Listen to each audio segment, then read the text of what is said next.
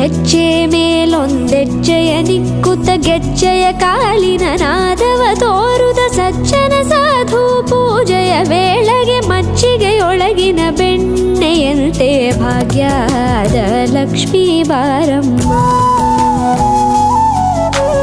ಹೆಜ್ಜೆ ಮೇಲೊಂದೆಜ್ಜೆಯ ನಿಕ್ಕುತ ಗೆಜ್ಜೆಯ ಕಾಲಿನ ನಾದವ ತೋರುದ ಸಜ್ಜನ ಸಾಧು ಪೂಜೆಯ ವೇಳೆಗೆ ಮಜ್ಜಿಗೆಯೊಳಗಿನ ಬೆಣ್ಣೆಯಂತೆ ಭಾಗ್ಯದ ಲಕ್ಷ್ಮೀ ಬಾರಮ್ಮ.